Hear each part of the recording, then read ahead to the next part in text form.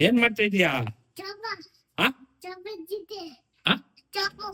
ಚೋಪು ಬಟ್ಟೆ ಒಗಿತಾ ಇದ್ಯಾ? ಒಳ್ಳೆ ಹುಡುಗಿ, ಗುಡ್ ಗರ್ಲ್. ಚೆನ್ನಾಗ್ ಹೋಗಿ ಆಯ್ತಾ? ಇಲ್ಲೋಡು. ಹಾ, ಚೆನ್ನಾಗ್ ಹೊರಡು.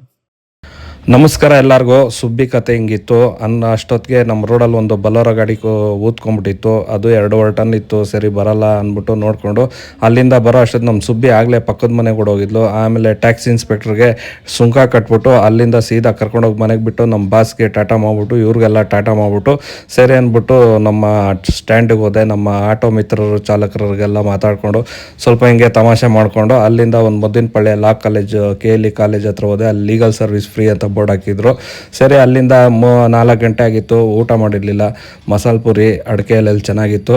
ಆಮೇಲೆ ಬಾಡಿಗೆನೇ ಇಲ್ಲ, ಏನು ಮಾಡಿದ್ರು. ಬ್ಯಾಡ್ರಳ್ಳಿಗೆ ಬಂದೆ. ಇನ್ನೇನು ಮನೆಗೆ ಹೋಗೋಣ ಅನ್ನೋ ಅಷ್ಟೊತ್ತಿಗೆ ಒಂದು ಮೆಜೆಸ್ಟಿಕ್ ಬಾಡಿಗೆ ಹೋದೆ, ಆನಂದರಾವ್ ಸರ್ಕಲ್ಲು. ಅಲ್ಲಿಂದ ಹೊಡೆದೆ ಬಾಡಿಗೆ BTM ರೈಲ್ವೆ ಸ್ಟೇಷನ್ನು ಕೊನೆಗೆ ಇದೆಲ್ಲ ತೊಗೊಂಡು ಹೂವು ಬಾಡಿಗೆ ಹೊಡೆಯೋ ಅಷ್ಟೊತ್ತಿಗೆ ಎಲ್ಲ ರಾತ್ರಿ 12 ಗಂಟೆ ಆಗಿತ್ತು. ಇವರಂತೂ ಪ್ರಜೆಗಳು ಎದ್ದಿದ್ರು. ಸರಿ ಒಂದೊಂದು ಚಕ್ಲಿ ಇಟ್ಕೊಂಡು ಹೋಗ್ಬಿಟ್ಟು ಕೊಟ್ಬಿಟ್ಟು ಇವತ್ತಿನ ಕಾರ್ಯಕ್ರಮ ನಮ್ದು ಇಷ್ಟೇ ಗೆಳೆಯರೆ. ಎಲ್ಲರಿಗೂ ಶುಭರಾತ್ರಿ.